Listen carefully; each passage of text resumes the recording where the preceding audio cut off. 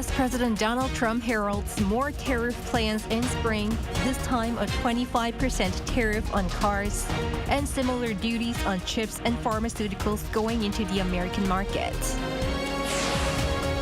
U.S. and Russian officials agree to appoint high-level teams for a peace deal in Ukraine amid a protest from Kyiv for its absence. The nation's rival political parties and the government are set to meet tomorrow for joint talks, where an uphill battle is expected over a supplementary budget. It's February 19th, 8 p.m. in Seoul. This is Newscenter. Thank you for joining us. I'm Yoon Jung-min. We start over in the U.S., where President Trump has floated the idea of a 25% tariff, as expected, on cars and chips entering the American market. Lee Seung-jae has the latest. In his first month back in the Oval Office, U.S. President Donald Trump has been focused on taxing imports coming into the United States, citing unfair trade. During a press conference at Mar-a-Lago in Florida on Tuesday, he was asked about the specifics of automobile tariffs that he had hinted at earlier. Yeah, I probably will tell you that on April 2nd, but it'll be in the neighborhood of 25%. Trump also said that it's likely that he will announce a 25% tariff on chips and pharmaceuticals coming into the United States. However, with pharmaceuticals, he hinted that while it may be initially 25% or higher, it will go up significantly over the course of a year. Due to the massive tariffs that Trump plans on imposing, the U.S. leader said that major car and chip companies have already approached his administration, hinting that new plants are now likely to be built in the United States. I do want to say while I'm up here, I've been contacted by some of the biggest companies in the world. And because of what we're doing economically and through tariffs and taxes and incentives, they want to come back into the United States. And we'll be announcing various very large companies, the biggest actually, and they'll be coming back having to do with chips and having to do also with cars and lots of other things we're going to be. Meanwhile, President Trump has commented on the North Korean troops who have fought alongside the Russian military in the Kursk region for the first time since taking office.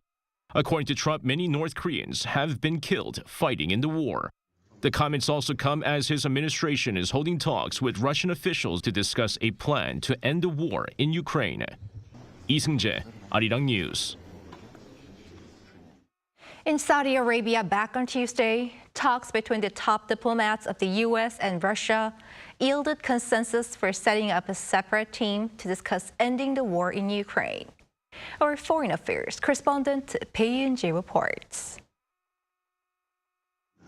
Top diplomats of the United States and Russia held talks in Saudi Arabia on Tuesday, marking their first formal meeting aimed at ending the Ukraine war since it began 3 years ago.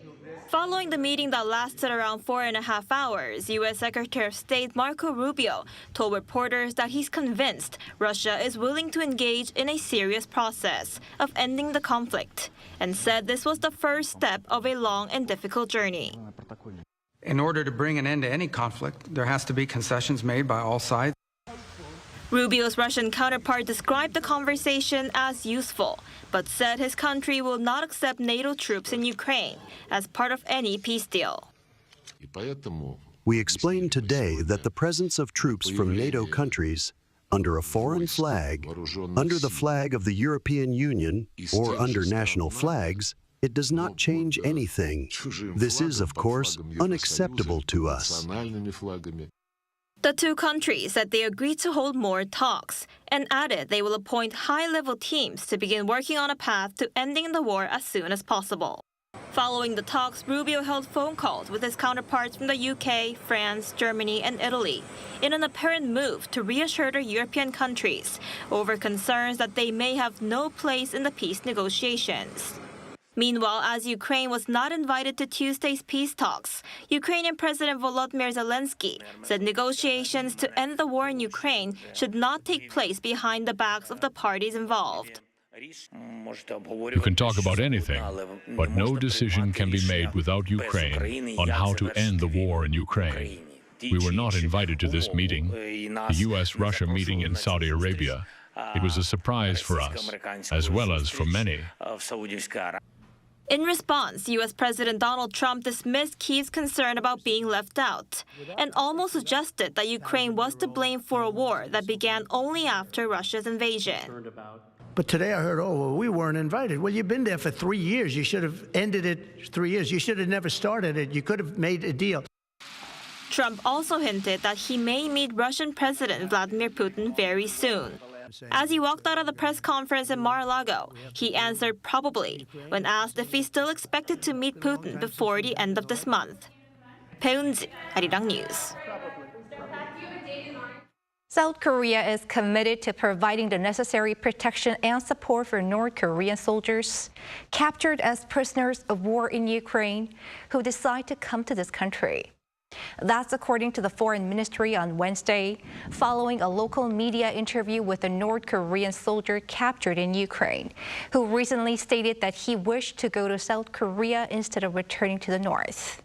The ministry noted that North Korean military personnel are considered, quote, our citizens under the Constitution, and that no individual should be repatriated to a place where they may face persecution against their will. It said it has already conveyed such intention to Ukraine and will continue necessary consultations.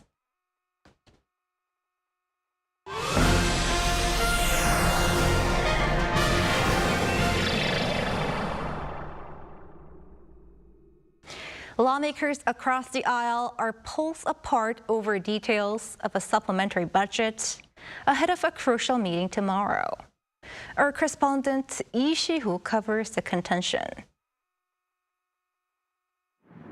On Wednesday, the day before the much-anticipated first meeting of the joint consultative body between the government and bipartisan leaders at the National Assembly, the main opposition Democratic Party continued to urge prompt processing of the supplementary budget. Party Chairman Lee Jae-myung, who has insisted on a nationwide spending voucher for all citizens to revive the economy, even hinted that he was willing to forego such an objective if it leads to the approval of the budget. If the consumption voucher is absolutely impossible and they just really can't do it, why not spend money on job creation and support for business startups? I hope we can discuss this together at the joint talks on state affairs. The DP has proposed an additional budget of 35 trillion Korean won, or roughly $24.3 billion US. While the ruling People Power Party agrees with the need for an additional financing to boost the economy, it argues the DP must first restore the money it cut in the first place. The PPP insists on what it calls a tweezers budget that would selectively support the most crucial areas in need. This way, the party says they can assure fiscal soundness. The PPP's rule for the supplementary budget is to spend on the most urgent areas, somewhat like picking them out with a pair of tweezers. Our first priorities are measures for the self-employed and small business owners who are directly affected by the stagnant economy. Kwon said the ruling party is open to negotiations as long as the main opposition apologizes first on cutting, quote, key budgets for the next generation. Meanwhile, the joint talks between the government and the assembly, slated for Thursday, were originally scheduled for earlier this month, but were postponed due to disagreements on the specifics of the agenda. At the upcoming meeting, Acting President Choi Sang-mok, National Assembly Speaker Woo Won-sik, and the leaders from the rival parties are expected to discuss not only the budget, but other key pending issues, such as measures to support the domestic semiconductor industry and improve the national pension system. Lee Si-hoo, Arirang News. A host of measures has been unveiled to bolster regional construction by expanding related development projects, as struggles in the sector have become a cause of concern. Park Go-nu has more. At an economic policy meeting held in Seoul on Wednesday, the government unveiled plans to boost the local economy, especially in the struggling construction field. We're facing downward pressure due to a delayed recovery in domestic demand and rising external uncertainties. The construction sector, hit by fewer orders, is seeing sluggish investment and employment, delaying any regional recovery. The government will boost support for the sector in its first quarter spending plan. This comes after the Bank of Korea predicted another decrease in construction investment this year, following a decline last year. Among the plans the government put forward are underground railway projects worth around $3 billion in the cities of Busan, Daejeon, and Ansan. These cities were chosen as their local governments have already completed discussions regarding the project areas and cost sharing with the central government. The projects involve either putting elevated railways running through the city center underground or covering them with deck structures while developing the surrounding land for residential and commercial facilities. The government also plans for the state-owned Korea Land and Housing Corporation to buy around 3,000 unsold apartments in areas outside the capital region. This follows an increase in the number of unsold houses in regional areas at the end of last year that nearly doubled compared to 2023. On Wednesday, the government hinted at the possibility of even increasing the number of purchases depending on market conditions. Additionally, new strategic projects exempt from Greenbelt Zone restrictions will be announced next week to enable more flexible land development. Park Gun-woo, Arirang News. The Constitutional Court will deliberate on Prime Minister Han Duck-soo's impeachment case after deciding to conclude the trial in 90 minutes at the first hearing on Wednesday. The hearing was held 54 days after the opposition-led National Assembly voted to remove him from office, as Han, who was also acting president at the time, held back on approving new Constitutional Court justices until a bipartisan agreement was reached. Addressing the 8-member bench, Han said the decision was consistent with the country's constitutional tradition, in which judicial nominations are always decided through bipartisan agreements. Han also denied allegations that he had enabled martial law and said he vetoed contentious bills railroaded through by the opposition-led parliaments, as they included unconstitutional clauses. To this, the National Assembly's impeachment panel co-chair Chung Chung-rae insisted Han had disrupted the nation by not appointing 3 justices as the opposition wanted. Separately, the court also held a hearing for a dispute case filed by the ruling People Power Party as it clashed with the opposition over the required number of votes to impeach Han. Tomorrow will be the final day of impeachment trial hearings at the Constitutional Court before the verdict on President Yoon. Our political correspondent Kim Do-yeon is here in the studio on what the public thinks and what this could mean. Do-yeon, first, walk us through the polling done on this issue. Jung-in, as you said, the impeachment trial at the Constitutional Court will wrap up soon, and the decision will be coming out within the next few weeks. Now, the Constitutional Court does not, by any means, have an obligation to listen to the public opinion, but the public still has its own. Let's look at the latest data. Gallup Korea's poll of 1,004 people from February 11th to 13th showed that while 57% of the respondents were in favor of Yoon's impeachment, 38% weren't. This is an increase if you look at the numbers before this, although it is moving slowly. Meanwhile, the far-right number shows the polls just a week after the declaration of martial law, when 75% wanted impeachment, while 21% were against it. So there has been an apparent rise in the number of those against Yoon's impeachment as the trial progressed. Would you break down the numbers? What has changed since the declaration that people seem to have changed their minds? Right, there could be a number of factors, but first and foremost, this is what we need to consider. The impeachment trial at the Constitutional Court is solely based on the Constitution and the legality of the declaration of martial law. However, that's not something the average citizen can make their own opinion about. And so other factors will influence their answer. In fact, looking at just the latest data, when those against impeachment were asked the reason for their response, the number one was because they didn't like what the opposition was doing. So when the polling was done on the 11th, through the 13th. Yoon had already made 6 appearances at the Constitutional Court, possibly using this as a means to communicate with the public. And of course, he made a series of accusations against the main opposition Democratic Party of Korea, stating it was making it hard for him and his government to function.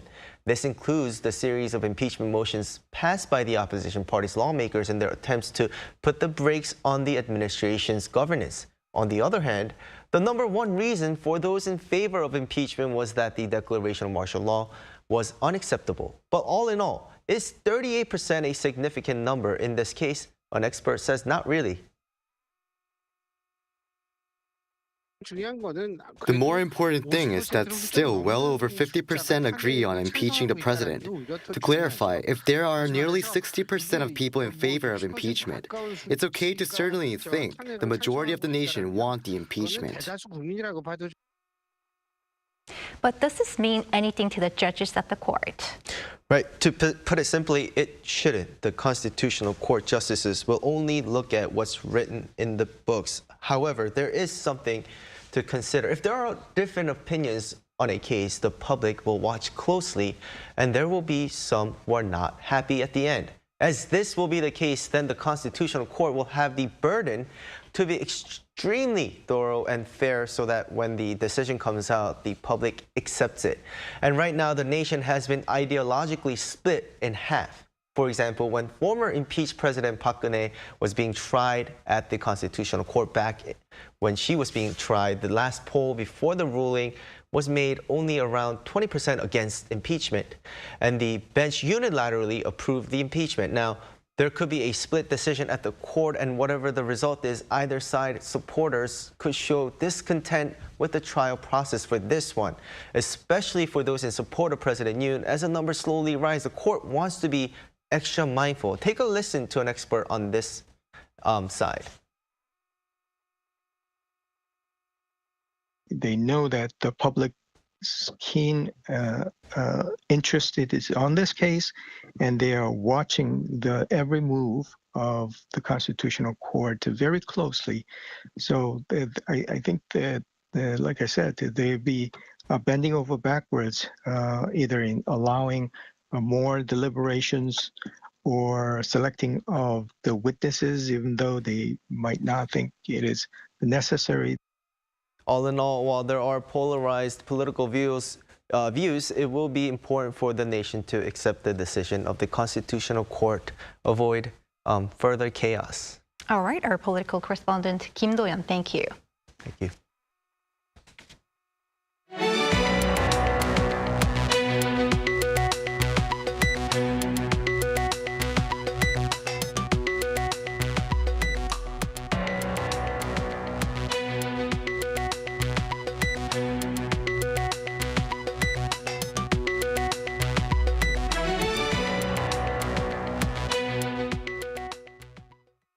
K-pop boy bands remain popular all around the world. According to the International Federation of the Phonographic Industry on Wednesday, 17 was ranked 3rd in its Global Artist Chart 2024, following Taylor Swift and Drake. Stray Kids and ENHYPEN were 5th and 14th respectively. The industry publishes its global artist ranking based on sales across streaming, downloads, and physical albums, and shows each year's recorded music industry trends. Korea's ramyeon has been garnering quite a big following on the global stage, with a growing number of travelers to the country starting their travel agenda with a trip to popular ramyeon hotspots. Lee Eun-hee takes a look. Visitors from around the world have flocked to this unique spot, a 24-hour self-service ramyeon or South Korean instant noodles shop located in the heart of Seoul, Jongno-gu district. This ramen shop offers foreign visitors over 60 varieties of instant noodles to enjoy anytime, with options for all tastes, including mild, spicy, vegan, and halal. Cooking methods and safety guidelines are available in multiple languages, ensuring easy access for everyone.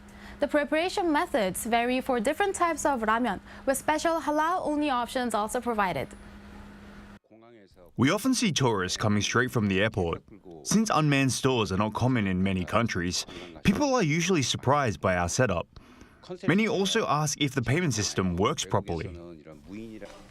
Another unique ramen spot is Noguri's Ramen Shop, which opened in January and serves ramen made by Nongshim, one of South Korea's leading food companies. A second store opened at the Hyundai outlet Dongdaemun, located in central Seoul, following the success of the first store, which sold an average of 12,000 bowls per month between September and November last year. I came here because I had this ramyeon in Japan before. The soup was smooth and very delicious. It was attractive that I could choose and eat ramyeon freely, and the ramyeon I ate was also very delicious. The ramen store's owner says that some milder flavored products, which don't sell well in South Korea, are popular among Japanese and American customers.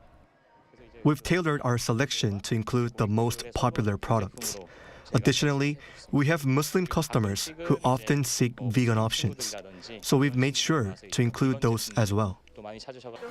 According to the Korean Food Ministry, ramen exports reached a record of over $1 billion, or around 1.5 trillion Korean won, by October 2024, marking a 30% increase from 2023. Before heading back to Japan today, I stopped by because it looked interesting. Seeing this ramyeon, which isn't available in Japan, made me wish I could have it there too. As Korean ramen gains popularity, visiting self-service ramen shops to cook and enjoy instant noodles on the spot has become a must-do activity for foreign visitors to Korea. 이은희, Arirang News.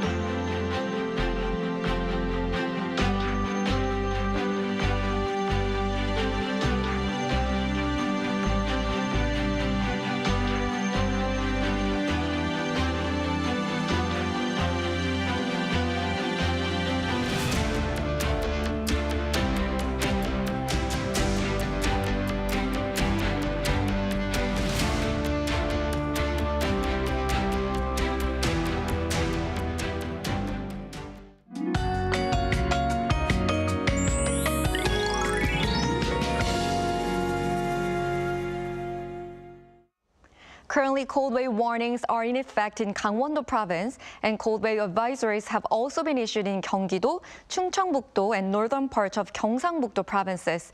Tomorrow and Friday morning, the temperature will plummet to -7 degrees Celsius, and it hit -8 degrees on Saturday in Seoul.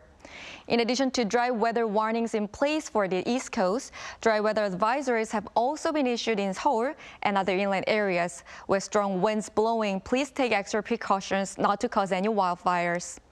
Tomorrow morning will start cold nationwide. Seoul and Gyeongju will start off at -7 degrees and Chuncheon at -11 degrees. Daytime temperatures will move up to 1 degree in Seoul and 5 degrees in Daegu, Gyeongju, and Jeju. Colder than usual conditions will continue for the time being. That's all for Korea. Here are the weather conditions around the world.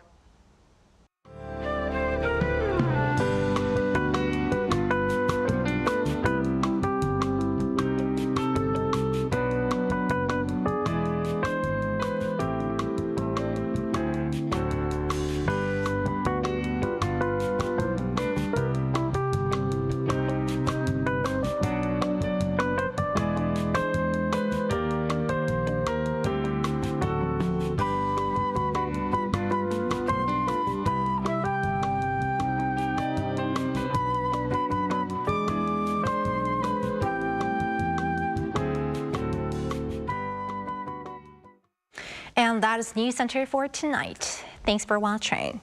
A panel session coming up.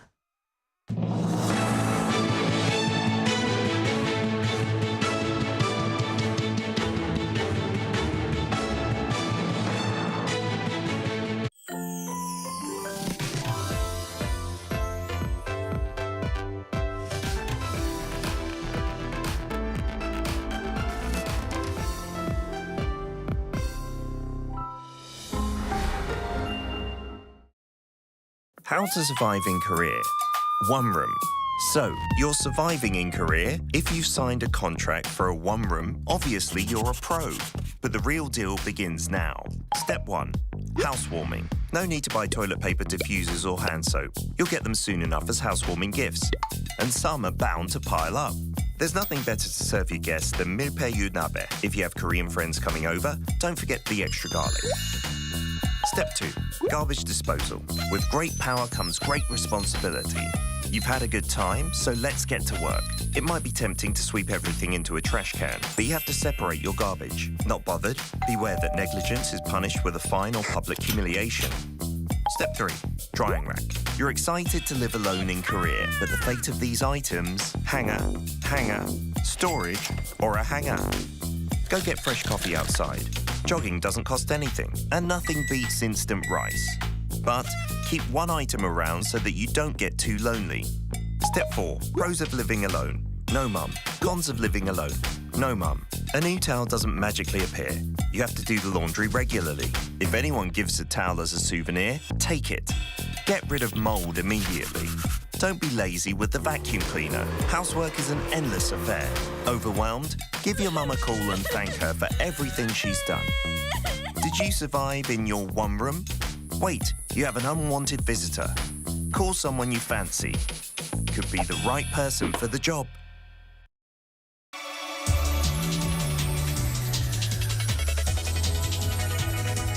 The single letter that has captivated the world. K.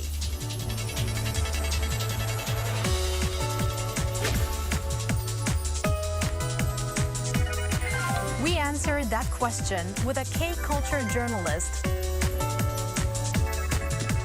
on The Culture Wave. What's the next K on your radar? Get ready to ride the wave of K-culture's latest trends.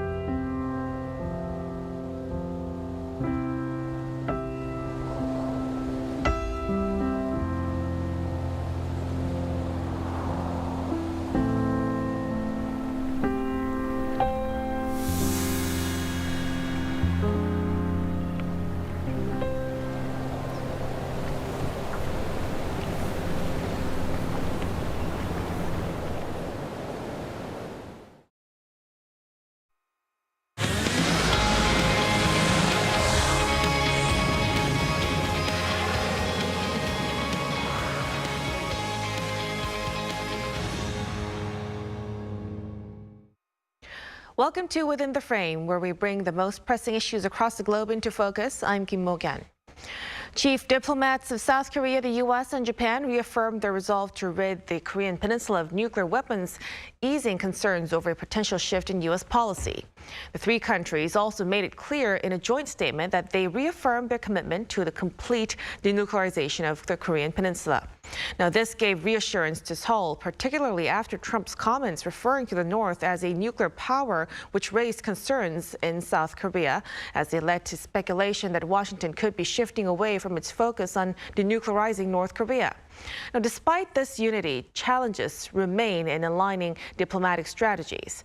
With North Korea rejecting talks, expanding its military capabilities, and deepening ties with Russia, questions arise about the effectiveness of sanctions and the future of diplomatic engagement. For a deeper discussion on this, we are joined in the studio by Ko Myung-hyun, Senior Research Fellow at the Institute for National Security Strategy. Welcome, Dr. Go. Thanks for having me back. And also joining us online is Dr. Nielsen Wright, head of the Japan and Korea's program at the Center for Geopolitics at the University of Cambridge. Welcome. Great to be with you again. So let's start a discussion with Dr. Go. Following the trilateral meeting in Munich, diplomats from Seoul, Washington, and Tokyo signed a trilateral statement which emphasized stronger deterrence against North Korea's military activities. How do you assess the current state of extended deterrence that the U.S. provides to its allies, especially with the second Trump administration?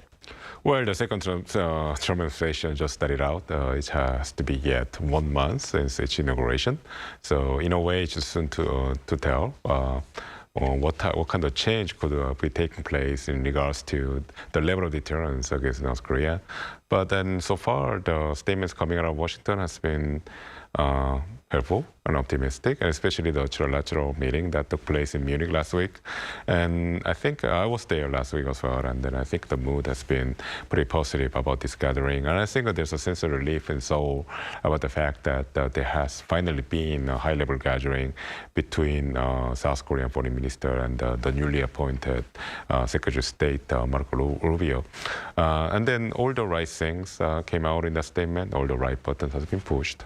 And I think it's a good thing that the United States government reaffirmed the position of not just the complete denuclearization of North Korea, but also as reaffirming the strong defense posture for South Korea. So in this case, no news is good news. So there has been no major change to statements and the coming out of Washington. Oftentimes, these kind of radical changes in the posture and the U.S. policy is what really rattles the shakes the allies. And we know that's what exactly happened with the European allies of the United States, especially with Germany, and also as with Ukraine. So I think there's clearly a sense of relief here. Obviously, there are more details to emerge going down the road about what kind of policy the Trump administration is going to assume regarding North Korea, but then until then, we can, enjoy our sense of relief. Right. So nothing big has changed from the previous administration. What about you, Dr. John Nielsen? Right. The Biden administration and now the second Trump administration have both maintained a strong stance on North Korea's denuclearization.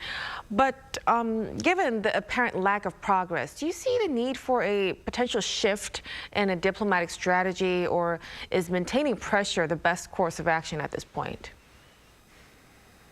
Well, I agree with Dr. Go that I think what we've seen is when it comes to the relationship between the United States and its Northeast Asian allies, plus ça change, really. It's more of the same, continuity from the Biden administration. I think that's really important in terms of consolidating and supporting deterrence. And sending a very clear signal to the North Koreans, particularly in light of the very abrupt changes in the relationship between the United States and its European partners over the war in Ukraine. Anything that would suggest that there was any diminution of the cooperation between Washington, Seoul, and Tokyo when it comes to confronting North Korea might embolden North Korea to feel that it has more latitude to test the limits of deterrence. So I think keeping that very strong position is really important. And It was very clear when Prime Minister Ishiba met with Donald Trump on February the 7th in Washington that the Japanese, for example, were very reassured by this reinforcement of cooperation between them and the United States, with an emphasis on the importance of complete denuclearization. Same is true for the conservative government of South Korea, and at a time when, of course, both South Korea and Japan are facing real domestic challenges, given the impeachment controversy in South Korea, given the fact that Prime Minister Ishiba runs a minority administration. Sending a very clear signal is important. And of course, we've seen under the leadership of Kim Jong-un so much advancement in North Korea's weapons technology, consolidating its nuclear program, introducing constitutional changes that really do challenge, I think, not just, of course, North Korea's immediate neighbors, but, of course, other countries, including potentially the United States, given the expansion in North Korea's long-range ballistic missile capabilities. And all of this has in the backdrop the question about Donald Trump's own personal interest, because while Dr. Go is right to emphasize, I think, Mark Rubio's, if you like, traditional approach, Donald Trump remains a very mercurial character, and we do not know at what point whether he will contemplate a shift in direction. We saw that during, of course, the presidential campaign, hinting at the possibility of negotiations with North Korea. So for now, I think maintaining that tough posture is really the most appropriate way forward in terms of regional and, in fact, global security. Right, so keeping the current situation would be important. But despite keeping its official stance of the complete denuclearization of the Korean Peninsula, U.S. State Department has separately emphasized their openness to dialogue with North Korea following the foreign ministers' meeting. Dr. Go, what does this discrepancy suggest about the alignment between Seoul and Washington on North Korean policy? Well, I think that the South Korean government also essentially open to the idea of engaging in dialogue with the North. In fact, that was the whole idea about unification of bonanza, and I think this is one of the very important proposals that the Yoon administration put on the table when just inaugurated. I mean, if basically that policy said that if North Korea expresses a strong willingness to engage in dialogue, then and also in denuclearization, then South Korea will be very open to assist North Korea economically and politically with assistance with a level of magnitude unseen before. So in that sense, I think the State Department's statement about reaffirming its principle of dialogue, it's not controversial in any case. I think it's more of a reaffirmation of a very basic principle of resolving any differences or crises that should take place in the Korean Peninsula peacefully rather than through military means. So in that sense, the message is reassuring. But on the other hand, you're exactly right. I think that it's also the case that the U.S. government, where in this case the Secretary Rubio and the others in the National Security Team in the White House, they highlighted the need for denuclearization of North Korea. And this is something that the North Koreans right now lashing out against. So in a way, the U.S. government's homework is to somehow resolve this contradiction so that they can bring North Korea back to the negotiation table. But here, I think the devil is in the details, and there are no details yet. And also, we have to emphasize this fact that this ambiguity allows President Trump to engage in his favorite pastime, which is to have face-to-face meetings with leaders like Kim Jong-un or Vladimir Putin in this case. So I think for now, there will be ambiguity, a very calculated ambiguity on the part of the U.S. government when the U.S. government is right now busy, in fact, very much engaged in resolving the ongoing war in Ukraine. So I think the North Koreans will get the message but on the other hand, the challenge is not so much about resolving this contradiction between denuclearization and dialogue, but much more about ensure that the North Korea has the patience, or at least to prevent North Koreans from running out of patience, waiting until the U.S. government finally has the wherewithal to focus again the Korean Peninsula. So it's about taking time for the eventual dialogue in the future. Right, because especially there's no details yet at this point. Now, with the same context, North Korea has flatly dismissed denuclearization as a failed dream of the past, adding that it rejects Washington's action in the most resolute tone. But some experts are putting meaning to, whom these words came from, which was the regime's foreign ministry and not leader Kim Jong-un himself, leaving room for potential negotiations. Dr. Nielsen-Wright, how do you read into this?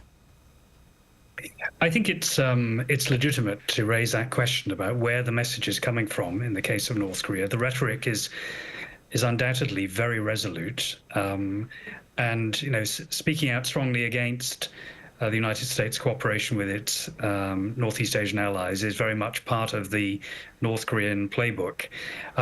It also, I think it's important to say that however strong the relationship now is between Moscow and Pyongyang as a result of the new strategic partnership announced last autumn between the two countries, the North Koreans will have to consider the possibility that if Donald Trump is successful in negotiating with President Putin to find a way out of the predicament in Ukraine, some of the rationale for that close cooperative relationship between the Russians and the North Koreans may diminish. It is, I think, also fair to say that the wild card in all of this is, again, to echo the point I made earlier, President Trump and his willingness to contemplate some negotiations. The North Koreans are not about to give up their nuclear asset. That's been very clear from all of their public statements. And I think they're taking, if you like, a maximalist position.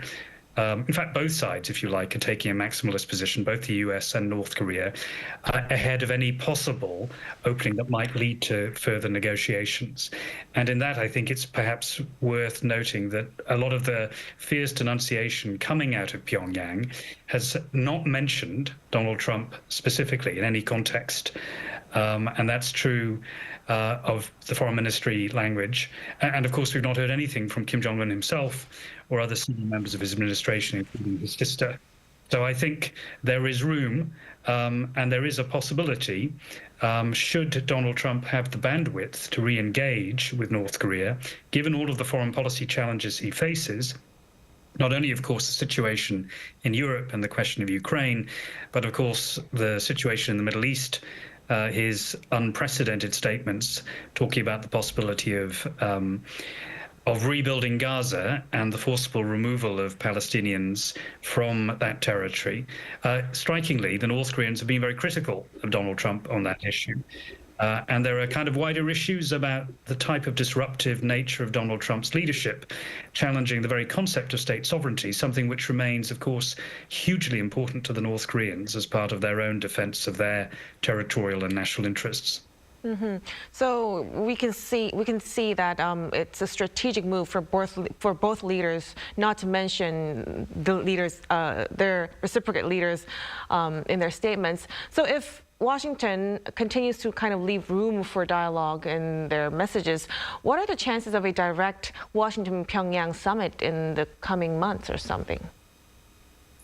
I think there are hints of a possible opening.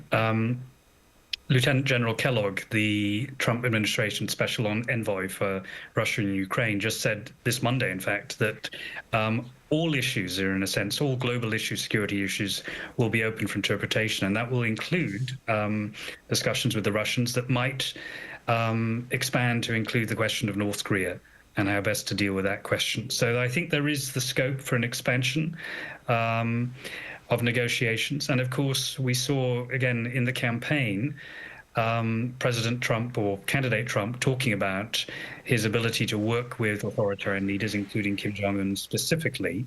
I think for the North Koreans, the question will really be trust and reliability. Donald Trump, of course, famously very transactional. And in the last Trump administration, despite all the progress that was reached between the two countries, failure of the Hanoi summit, I think left Kim Jong-un very much exposed. He'd invested a huge amount of political capital in meeting with Donald Trump in that context. Other issues, of course, which remain very, I think, critical will be the question of coordination between Donald Trump and the South Korean leadership. And of course, what we have to anticipate is the possibility in the wake of the impeachment controversy that we will see a general election in South Korea. If the polls are to be believed at the moment, the front runner for that is the leader of the Democratic Party, Lee Jae-myung, who has made it very clear, as have other members of the Democratic Party, about the possibility of opening up a new channel of dialogue with North Korea. South Korea's leverage in that context is perhaps open to question, but it may be that Donald Trump wants to wait until there is more political stability at home in Seoul before contemplating any possible discussions with North Korea.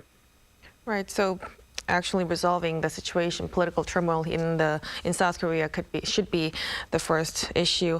But now moving on to weapons, Dr. Go, North Korea has reportedly deployed tactical surface-to-surface guided missiles to North Korea's long-range artillery positions and command facilities. How significant is this development, and what are they now capable of? Well, this is more of an indication of their nuclear capability. So there's not much of a usefulness to deploying tactical surface missiles right next to their other weapon systems. Essentially, you want to disperse your weapon systems in case you experience a surprise attack. So, which is in fact the basic concept of kill chain that the United States and South Korea are trying to deploy. They have already deployed in this country. So essentially the idea is that you target North Korean weapon system before they are able to launch and cause damage on the South Korean side. So what the North Koreans are doing now is, in a way counterintuitively, they're deploying tactical surface missiles. And then the reason why they are doing this is because they want to send a message, in my view. The key word here is that North Korean tactical, even though we call them tactical missiles, they are nuclear capable. So the idea is that they are essentially telegraphing this message to the South Korean and the Americans that they have deployed the tactical nuclear weapons near their weapon systems. So in case South Korea or the United States even dream about preempting potential offensive action on the part of North Koreans, for instance, by using the large artillery that are already targeting Seoul metropolitan area, then North Koreans are going to escalate from zero to all the way to the nuclear exchange. So this is the idea. Essentially, this is the idea that since they're going to use nuclear weapons from the very beginning of a conflict, so South Koreans and the United States shouldn't even dream about responding to any kind of provocation by North Koreans with force. So this is essentially a deterrence measure on the part of North Korea, and also, in addition to that, they want to dominate any kind of conflict that they might engage with the South and the United States, because they want to escalate the conflict all the way to the nuclear exchange. So in that sense, we don't know how credible this kind of posture is, but on the other hand, clearly it's an escalation on the former nuclear posture on the part of North Korea, something that we should be concerned about. So it seems to be a clear message coming from the regime. But meanwhile, Pyongyang's military cooperation with Moscow now continues to deepen. Daily NK says North Korea has recently dispatched a defense technology delegation to Russia to upgrade the regime's missile and radar technologies. And North Korea aims to establish a fully operational aircraft assembly line by the end of this year. And it seems like the cooperation is further helping the regime's weapons development. Dr. Nielsen-Wright, how much should we be concerned about this? I think we should be very concerned.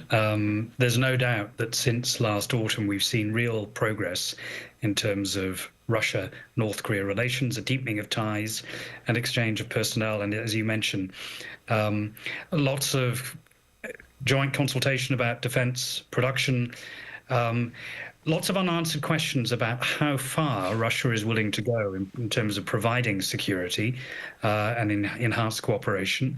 One big question is, of course, the accuracy and range of North Korea's long-range missile capabilities, its desire to develop satellite technology, for example, that the Russians might be able to provide material assistance.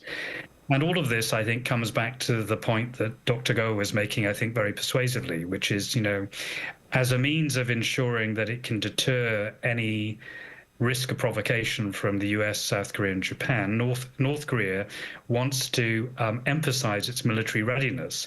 In all of this, I think, we also need to keep in mind the question of the danger of conflict through misperception, if you like, or excess confidence on the part of the North Korean leadership. Of course, the standoff between the two Koreas is a long-standing one, but there are areas of ambiguity, territorial ambiguity, for example, in around the northern limit line on the West Sea of Korea. In this context, I think if Kim Jong-un feels stronger and notices a degree of weakness in South Korea as a result of some of the political upheaval that's taken place, and sees his alignment with Moscow and Beijing and Tehran as giving him greater options, and also feels empowered to demonstrate to his own citizens that he is resolute and firm and very much in control, might he be emboldened to take action that would lead to the risk of rapid escalation, given the enhancement of North Korea's missile capabilities and its stronger military posture. So I think we should take it very seriously, which of course is one reason why we've seen a continuation of joint military exercises between the US, South Korea, and Japan. The recent visit by a nuclear-powered American submarine to Busan. All of this is further confirmation of the importance of demonstrating the resilience of trilateral cooperation. Right, so it's a very concerning situation going on. But the UN has very strict sanctions on North Korea's trade. But Pyongyang seems to be continuing to find ways to circumvent them. Dr. Nielsen-Wright, how effective are these sanctions from the UN in their current form? And should the international community consider alternative approaches as well? Well, I think if the benchmark, if you like, for the success of sanctions is the ability to retard North Korea's ability to enhance its military capabilities, then there are clearly limits to what they can achieve. I mean, they have declaratory power as a statement of the resolve of the international community. And at a time when Donald Trump is, if you like, tearing up the international rule book when it comes to alliance cooperation, particularly in the context of Europe, maintaining a unified approach on the sanctions issue, I think, is hugely important. It was quite striking at the Munich Security Summit that if you like, the foreign leaders of the G7 countries were quite emphatic in calling out North Korea and calling for comprehensive, verifiable, and irreversible denuclearization. That's an important reaffirmation of unity. But of course, there are also other issues in which the sanctions regime can be applied, which is, for example, addressing the question of human rights, another issue that surfaced in the trilateral meeting between Japan, South Korea, and the United States. But this, of course, is happening in a context where some of the mechanisms for applying the sanctions regime, not least the UN Security Council, have been weakened because of Russia's veto, of China's abstention, of the disbandment of the special expert group focusing on North Korea. And that brings us back to the question of what countries can do bilaterally or minilaterally when it comes to enforcing sanctions. I think the big problem at the moment is that the United States has departed in so many significant ways in the last few weeks from its support for international regimes, international cooperation, and that is a real source of concern. So what could be done at this point? Well, as Dr. Go mentioned, of course, opening the door to the possibility of negotiations with North Korea at some point will have to be considered, but it has to be done from a position of strength in which allies are reaffirming their commitment to protecting their own integrity and their territorial boundary borders.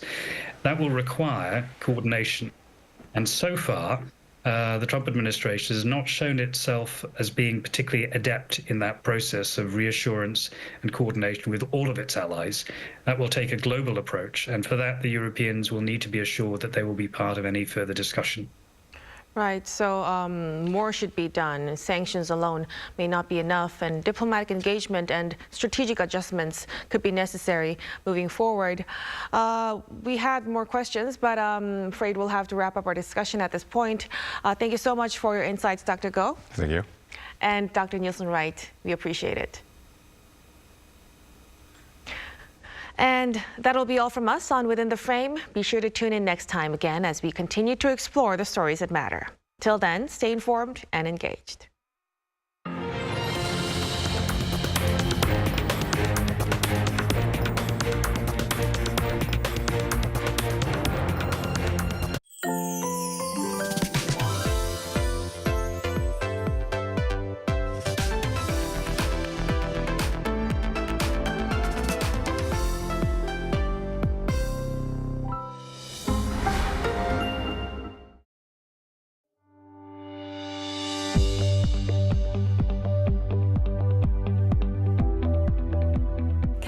your day starts, new day at Arirang. A global conversation through the unique lens of millennials and Gen Zs. News Generation. From politics to culture, delivering news from home and abroad. The Daily Report. A profound analysis of Korea by members of the media. Press Perspective. A distinct perspective and a broader view. Newscenter. A compelling discussion spotlighting domestic and international affairs within the frame. Opening new vistas through a window of truth, connecting Korea and the world. Your pick, Arirang News.